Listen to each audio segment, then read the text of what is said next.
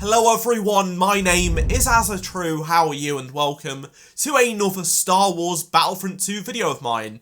In this video, I'm going to be explaining Star Wars Battlefront 2 modding to try and answer a lot of questions you may have, debunk a lot of myths, educate those who want to use mods, as well as learn how to make them.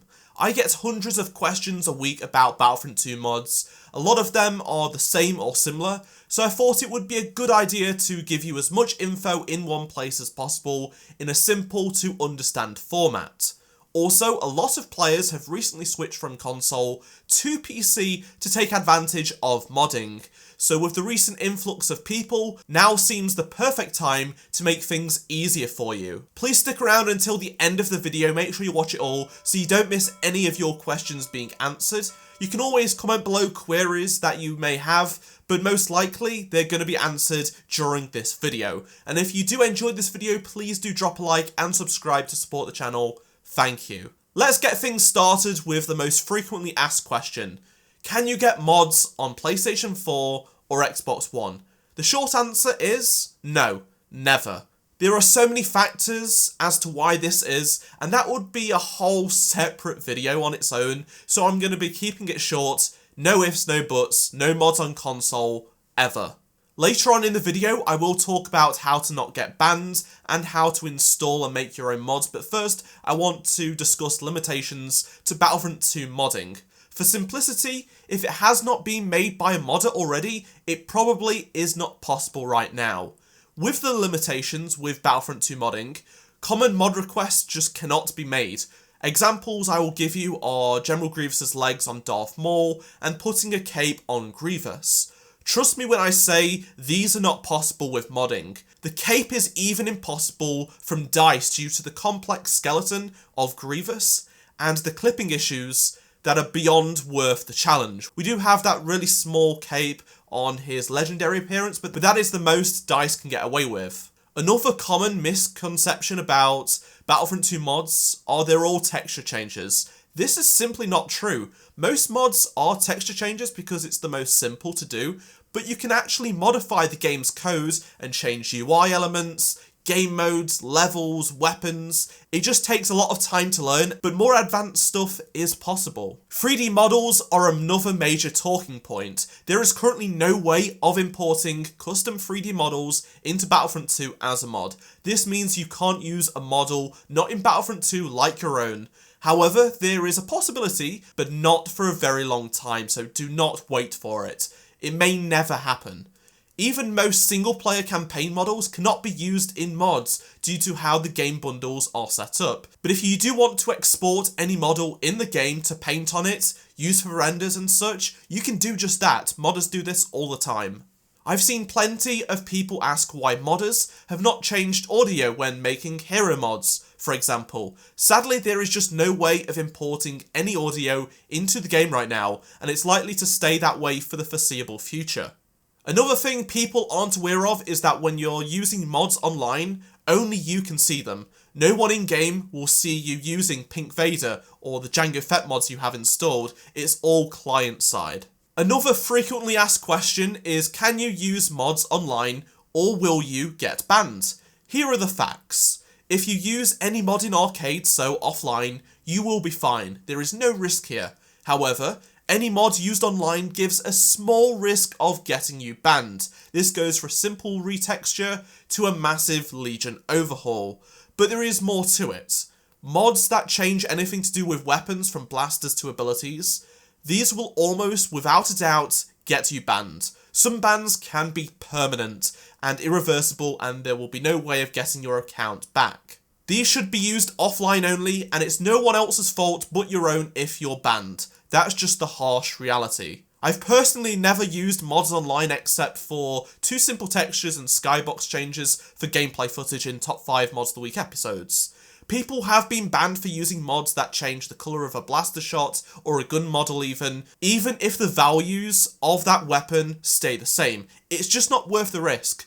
But if you are ever unsure, please ask the creator of the mod for advice. So just a quick recap. Use any mods in arcade as they will not get you banned, but if you must use them online, use them at your own risk, but do not use weapon modifications online ever.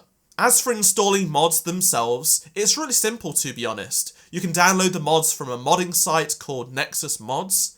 There are thousands of mods for Battlefront on there, and for specific help on what to do after you've downloaded the mods, I made a video over a year ago detailing each of these steps. There will be a link to this tutorial in the description below, so after you've watched this video, check it out if you need it. I will leave a link to the Nexus Mods Battlefront 2 section down below as well.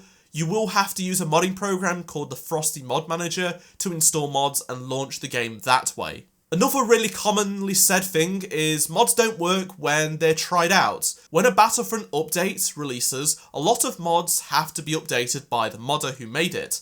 This means until they fix it, the mod just won't work and the game won't load or it will crash whilst you're in-game. There is a warning that pops up saying the mod is out of date, but there is still a chance it may work. Always give it a try, and there is a high risk of a mod giving out a ban the older it is. Try to only use mods that have been recently updated, especially when it comes to weapon mods. Another thing you may forget to do is delete the mod data folder inside your Battlefront 2 folder. This will make the game crash upon launch. Frosty should now delete this automatically, but you could always do it manually if the problem still persists or it still hasn't been deleted. Just make sure you do this every single time you update Battlefront 2, which is around once a month.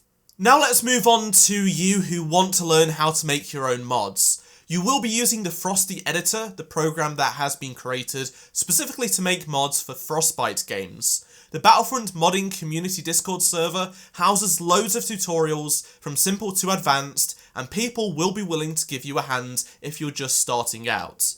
There will be links to the modding Discord server in the description below, so you can go check it out after this video. I've even made my own mods, and learning the basics only took a couple of hours. You can get started right away, and if you're wanting to create something you've not seen before, now is your chance. Finally, let's talk about why modders can do things DICE take weeks or months to do, or even never have done, so they say. Modders can only make stuff within the limitations of the game, which has all been made by DICE. All of the assets mods use are made by DICE, every single one of them. Every single asset is under a lot of scrutiny from Lucasfilm and have to be made to a high standard, which takes a lot of time.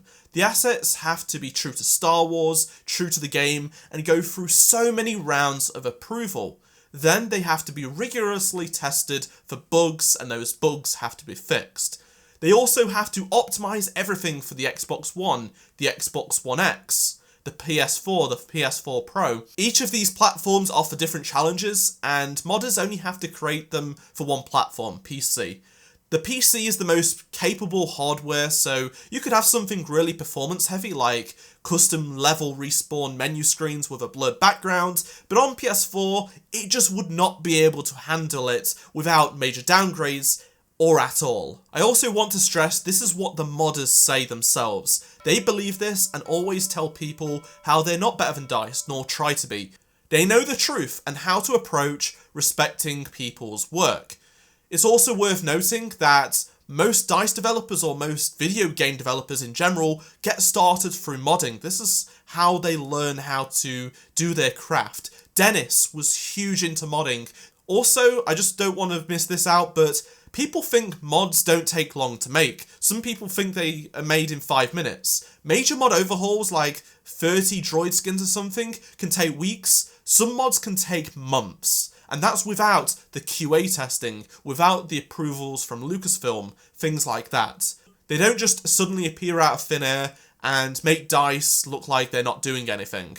And last but certainly not least, I want to give a special shout out to modders like Surami and Kaze for helping me make this video with this info being clear. These guys have done amazing work in the modding community, and I hope you've all found this video useful so you can join us on this journey. Again, if you have any questions or thoughts, comment them down below, or for better help, contact the server in the description below.